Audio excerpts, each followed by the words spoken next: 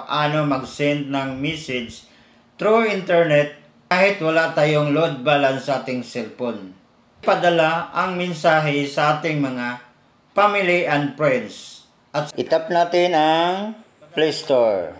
At pagkatapos ma-open ito, itap natin ang search bar. At pagkatapos na-tap natin ang search bar, i-type natin ang FMS.